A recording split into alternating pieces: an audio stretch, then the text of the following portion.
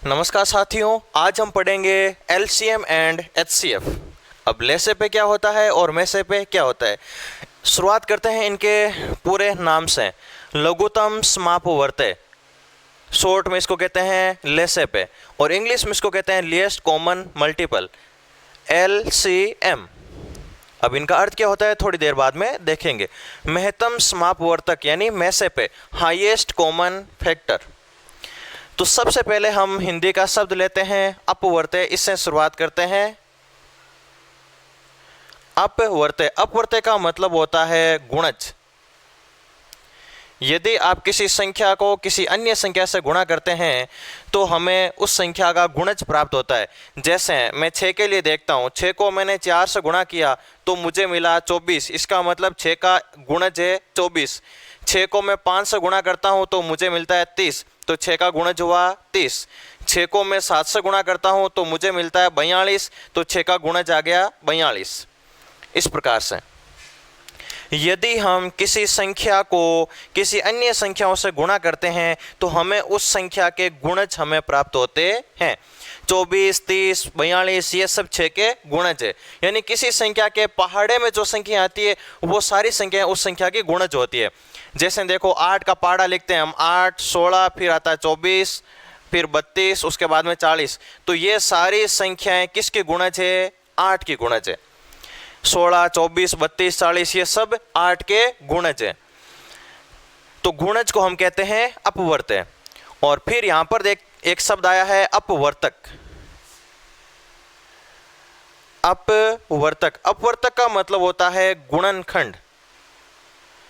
गुणनखंड यानी किसी संख्या के गुणा के रूप में किए गए खंड, गुणा के रूप में किए गए भाग, ये कहलाते हैं गुणनखंड। कैसे हैं? जैसे मैंने संख्या ली 6, इसके गुणनखंड कर दिए मैंने 2 × 3, तो 6 के गुणनखंड यानी 6 के गुणा के रूप में जो खंड है, भाग है, वो हो गए 2 × 3, तो ये है गुणनखंड। मैंने संख्या ले ली 8, तो 8 के गुणनखंड मैंने ले लिए 2 × 4, मैं इसको लिख सकता हूँ 4 × 2, मैं इसको लिख सकता हूँ 2 × 2 × 2, ये हो गए गुणनखंड। बात आती है कि अभाज्य गुणनखंड क्या होते हैं। तो अभाज्य गुणनखंड वे गुणनखंड जिसमें सभी संख्याएं अभाज्य हो। यहां पर देखो ये भाज्य है, ये भाज्य है, इसमें सभी संख्याएं अभाज्य है। तो 8 के अभाज्य गुणनखंड कौन है? 2 × 2 × 2। जबकि 4 के गुणनखंड क्या हो सकते हैं? इनमें से कोई से भी आप 4 के गुणनखंड के रूप में लिख सकते हो। गुणनखंड और अभाज्य गुणनखंड दोनों अलग अलग बातें हैं। अभाज्य गुणनखंड में सारी संख्याएं अभाज्य होती है और गुणनखंड में कोई सी भी हो सकती है, भाज्य या अभाज्य। अभाज्य क्या होती है, अभाज्य क्या होती है, वो मैंने शुरुआत में संख्या पद्धति वाले वीडियो में बताया था, जाइए उसको देखिए। अब हम बात करते हैं समापवर्त्य और समापवर्तक क्या होते हैं। मैंने ये एक संख्या ली 6 और एक संख्या ली मैंने 8। 6 के ये 2 गुणनखंड और 8 के मैंने ले लिए ये गुणनखंड। अब इन गुणनखंडों में जो समान गुणनखंड है यही समापवर्तक कहलाएगा। सम का मतलब होता है समान। 8 के गुणनखंड हो गए 2 × 2 × 2। अब यहां पर देखो ये एक ऐसा गुणनखंड है जो दोनों में आ रहा है, यानी 2 दोनों में आ रहा है, 2 8 में भी है, 2 6 में भी है। तो 6 और 8 का समापवर्तक, सम प्लस अपवर्तक, ये हो जाएगा समापवर्तक। तो 6 और 8 का समापवर्तक हो गया 2 यहां पर, यानी समान गुणनखंड। ऐसा कौन सा गुणनखंड है 6 और 8 में जो दोनों में आ रहा है? तो 2 एक ऐसा गुणनखंड है जो 6 में भी आ रहा है और 8 में भी आ रहा है। इसी प्रकार यहां पर शब्द है समापवर्त्य, यानी सम प्लस अपवर्त्य, यानी एक ऐसा गुणज जो दोनों में भी आता हो।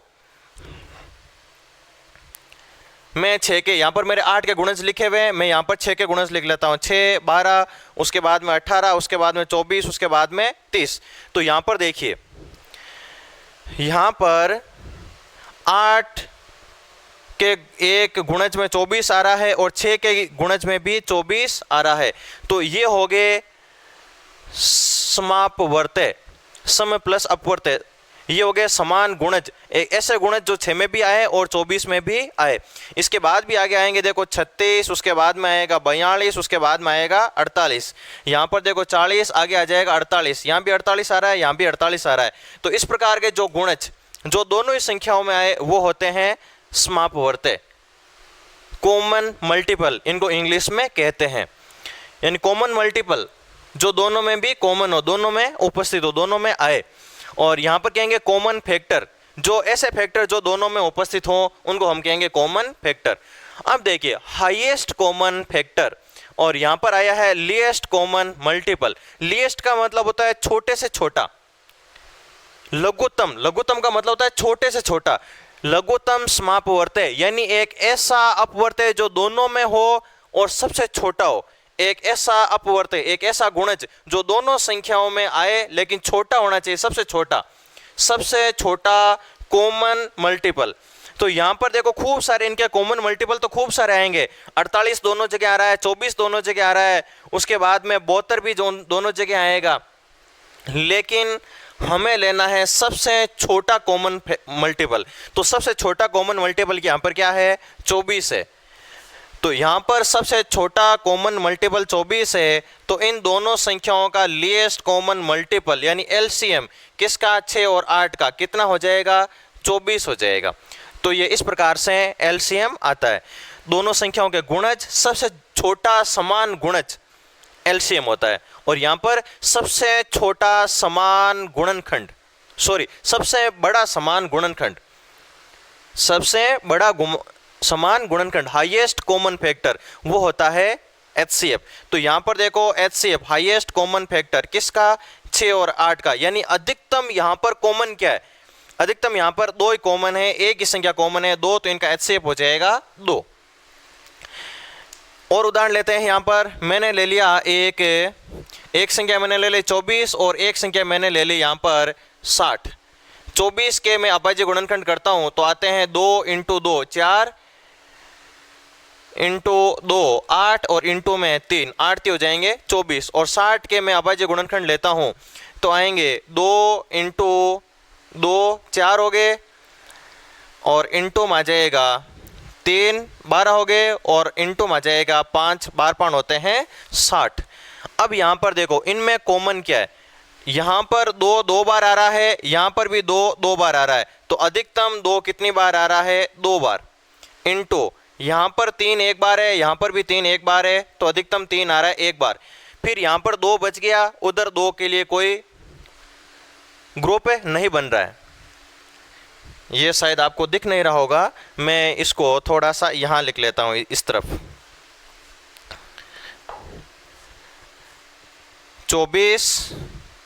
24 के गुणनखंड 2 की घात 3 × 3। 24 के गुणनखंड में 2 3 बार आएगा, 2 की घात 3 का मान 8 8 3 होते हैं 24। और 60 के गुणनखंड करेंगे तो आएगा 2 की घात 2 × 3 × 5। 2 की घात 2 का मान होता है 4 4 3 12 12 5 होते हैं 60। तो यहाँ पर देखो अधिकतम कॉमन क्या आ रहा है, यहाँ पर 2 है 2 बार आ रहा है, 2 यहाँ पर भी 2 बार आ रहा है। तो हाईएस्ट कॉमन फैक्टर 2 आ रहा है 2 बार दोनों जगह, 3 आ रहा है 1 बार दोनों जगह, और उसके बाद में 5 यहाँ पर है, यहाँ पर नहीं है, तो 5 कॉमन नहीं है। तो ये इतने ही कॉमन है, इनको गुणा कर लेंगे। 2 की घात 2 का मान होता है 4 4 को 3 से इंटू करते हो जाएंगे 12। तो हाईएस्ट कॉमन फैक्टर यहाँ पर क्या आ गया है, 12 आ गया। तो 24 और 60 का एचसीएफ होगा 12 और 6 और 8 का एलसीएम होगा 24। तो ये इनकी मूल भावना है कि एलसीएम और एचसीएफ क्या होते हैं, लीस्ट कॉमन मल्टीपल और हाईएस्ट कॉमन फैक्टर, महत्तम समापवर्तक, लघुत्तम समापवर्त्य। अधिकतर किताबों में या फिर बालक इनको एक ही शब्द से उच्चारित करते हैं, लघुत्तम समापवर्तक और महत्तम समापवर्तक, जबकि ऐसा नहीं है। लघुत्तम समापवर्त्य और महत्तम समापवर्तक दोनों अलग अलग शब्द हैं। अपवर्तक का मतलब गुणनखंड और अपवर्त्य का मतलब होता है गुणज।